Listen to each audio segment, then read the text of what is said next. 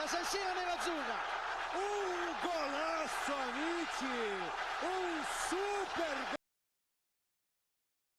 When we talk about the most intelligent midfielders in modern football history, one name always deserves a special place: Clarence Seedorf. Not because he was the fastest, not because he was the flashiest, and not because he dominated headlines like superstar forwards, but because he was a born winner. Clarence Seedorf remains the only player in football history to win the UEFA Champions League with 3 different clubs, and not as a bench player, but as a crucial part of each team. This is not just a story about trophies. This is a story about intelligence, composure, leadership, and elite consistency across generations. Clarence Clyde Seedorf was born on April 1, 1976, in Paramaribo, Suriname. Shortly after, his family moved to the Netherlands, the country that shaped his football philosophy and identity. From a young age, Seedorf grew up in a disciplined environment. His father played a major role in guiding his development, making sure his talent was refined with structure and purpose. He joined the academy of AFC Ajax, one of the most respected football schools in the world. At Ajax, he didn't just learn how to control a ball, he learned how to think. He absorbed the philosophy of total football, spatial awareness, positional intelligence, fluid movement, tactical discipline. At just 16 years old, Seedorf made his professional debut, 16, playing for Ajax, in a system known for demanding technical perfection. And yet, he looked calm, almost unnaturally calm for someone so young. The 1994 to 1995 season changed everything. Ajax built one of the most exciting young teams in Europe. They went on to win the Champions League, defeating AC Milan in the final. Seedorf was still a teenager, but he was already part of something historic. He wasn't just there to gain experience, he was trusted. After proving himself in the Netherlands, he made a bold move in 1996 to Real Madrid CF. Moving to Real Madrid meant stepping into a completely different world. The pressure was enormous. The Spanish media was relentless. Expectations were sky high. But Seedorf adapted. He became stronger physically, more assertive, more dominant in midfield battles. And he developed a reputation for scoring powerful long-range goals, thunderous strikes that left goalkeepers frozen. In the 1997 to 1998 season, Real Madrid lifted the Champions League trophy. Seedorf had now won Europe's biggest prize with 2 different clubs before even reaching his peak years. That tells you something important. Wherever Seedorf went, success followed. His journey then took him to Italy, where he joined FC Internazionale Milano. At Inter, he showed flashes of brilliance, but the club was going through instability. Still, his quality never dipped. Then came one of the most fascinating transfers in Serie A history. Seedorf crossed the city to join AC Milan, and this is where his legend truly exploded. Early 2000 AC Milan was filled with icons: Paolo Maldini, Alessandro Nesta, Andrea Pirlo, kind of full of stars. Seedorf never disappeared. Instead, he became the balance, the bridge, the stabilizer.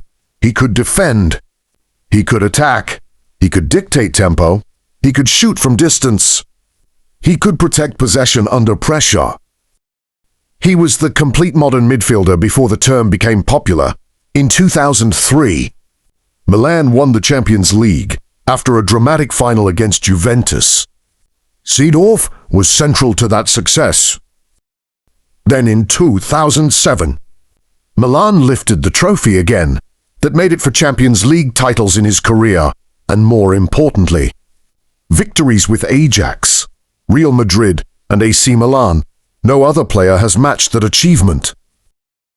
What made Seedorf truly special wasn't just the medals. It was his understanding of the game.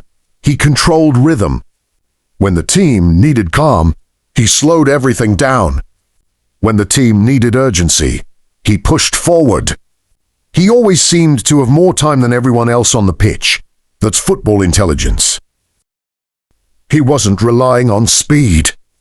He wasn't relying on flashy tricks. He relied on reading the game to steps ahead, and when big games arrived, semifinals, finals, high-pressure nights, Seedorf elevated his level. Some players shrink under pressure. He expanded.